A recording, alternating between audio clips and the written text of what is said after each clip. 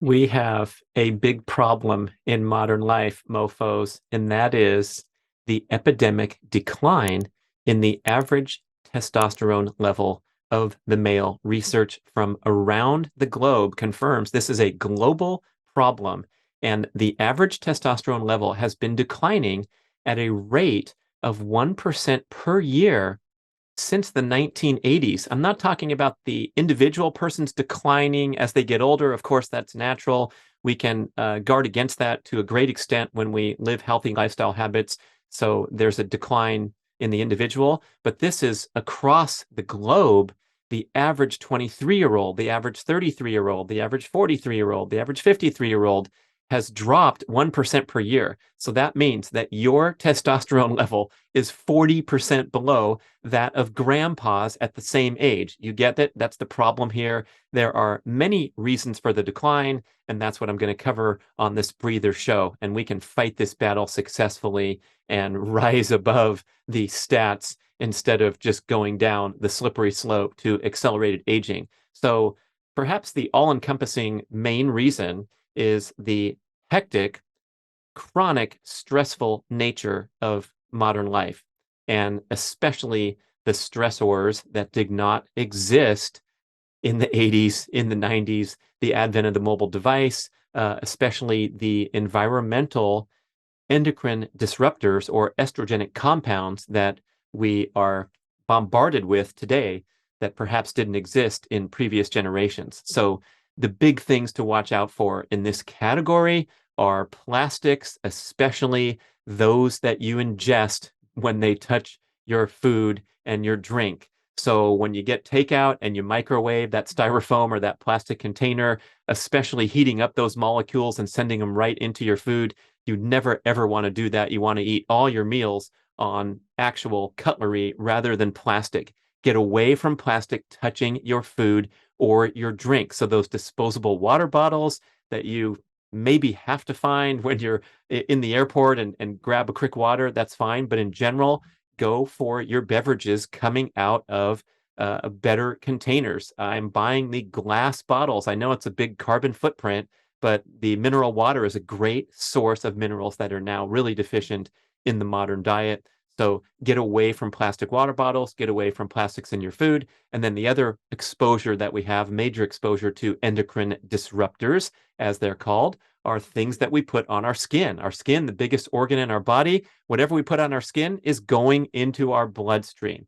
So the cosmetics industry is littered with toxins. I did a whole show about that with Melanie Avalon, talking about the Beauty Counter line of products that have been tested to be safe from these endocrine disruptors. And you want to make a concerted effort to find the most natural, chemical-free, fragrance-free, odor-free cosmetics and body care items. Castile soap, Dr. Bronner's, and the other great brands. I use that for everything. My shampoo, my soap. It's clean. It doesn't have any of these adverse chemicals, unlike most commercial products, even the bars of soap that you buy at the convenience store, and especially the shampoos and all the other products, especially the colognes and the scents that you put on your body is a bad deal, and these will disrupt your endocrine system and suppress your testosterone. The extent of which has been covered by great researchers like Dr. Anthony Jay. His book, Estrogeneration, is mind-blowing. You can hear him discuss the litany of ways that our endocrine system gets disrupted these days that has never existed in past times. So try to go clean with the stuff you put on your skin or consume. And that includes your laundry detergent, right? Because you're wearing the clothes that were washed with that fresh scented Tide or whatever the other name brands. So you want to go find those eco-friendly brands on anything that especially is touching your skin or you're ingesting. And also the household cleaner products and the other ways that we're exposed to chemicals. Anything that smells is probably a bad deal. And that includes those little scents that you get from the Christmas tree at the car wash. So fragrances are everywhere, and you can bet that it's disrupting your endocrine system with that pleasant cinnamon Christmas tree smell or whatever it is. So that's number one, is the environmental estrogenic compounds. Number two is the diet.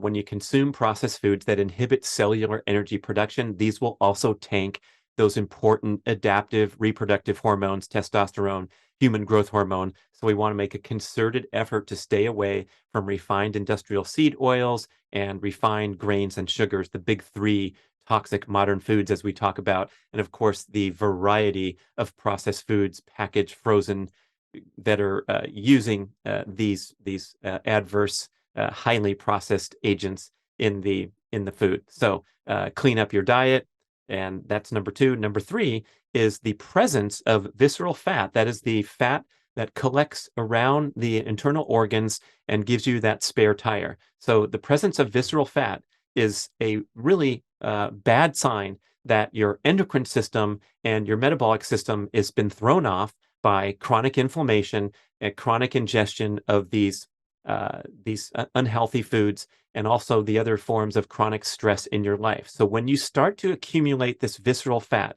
it is actually technically known as a separate organ in the body because it secretes chemicals. It secretes these inflammatory cytokines, they're called, and the cytokines get into your bloodstream and trigger the condition of chronic inflammation, which many experts agree represent the root cause of most, if not all, disease in the body. So the spare tire essentially begets the accumulation of more spare tire because it secretes the inflammatory chemicals, causing the accumulation of visceral fat, suppressing important hormones like testosterone. So that's why it is the most prominent battle that we want to fight as we age up into the older age groups to get rid of that spare tire or stave it off, because going a little bit south, losing your condition a little bit at whatever age group you bump into. It seems so normal and routine. Most guys have a spare tire. More guys have a spare tire than don't have a spare tire.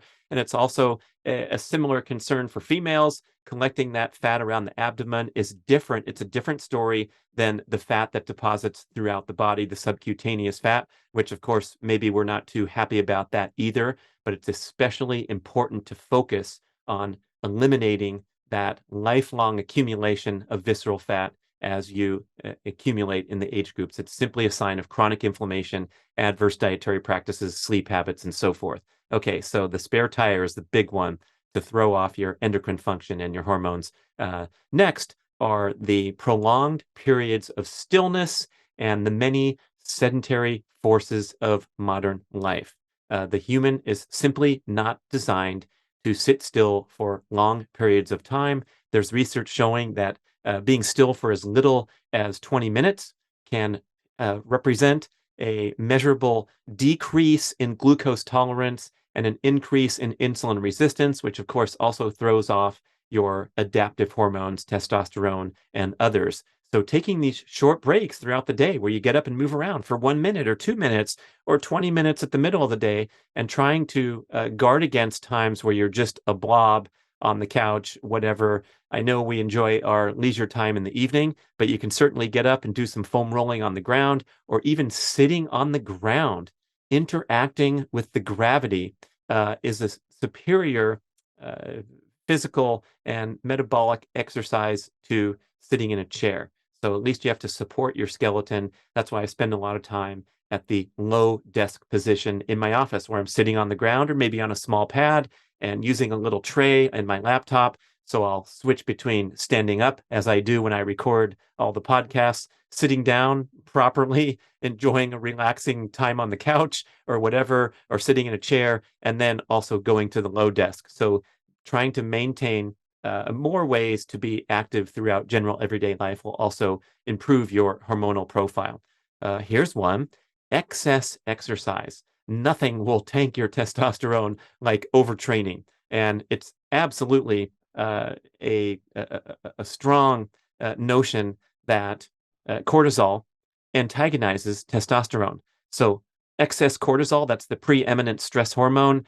We often talk about it in a negative context. So right now I'm talking about a negative condition of excess cortisol production will suppress testosterone. Of course, we need cortisol to thrive and function, and we want that spike in the morning so we wake up feeling alert and energized. But generally speaking, we want to have appropriate fight or flight stimulation so that the workout, for example, is over with quickly, and then your body recalibrates back to homeostasis, and these adaptive hormones are flowing in the bloodstream, testosterone and growth hormone that spike from an intense workout, for example, but they're not overridden by a workout that lasts too long, is too difficult, and is conducted too frequently with insufficient rest in between them. So toning down those tendencies for excess exercise will help improve your hormonal profile as well. Then we get to the general essence of hectic, high-stress modern life and the many forms of chronic stress, including rumination. Dr. Ron Sinha, my former podcast guest, who hosts the great Meta Health podcast himself, talks about rumination as an actual metabolic disease with blood representations of people who are stressing in their head too much.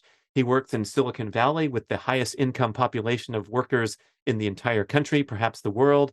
And they have this keeping up with the Joneses mentality that causes them so much internal stress because there's always someone that has more and is doing better. And so that tendency that we have to ruminate, especially as hard driving, goal-oriented people, can actually trash your hormones. So finding ways to improve your state of gratitude or mindfulness throughout this busy, hectic, stressful life that we're living will improve your hormonal profile. And then finally, I'm going to say last, but possibly this could rank number one, especially according to my favorite podcast guest, Dr. John Gray, is dysfunctional relationship dynamics.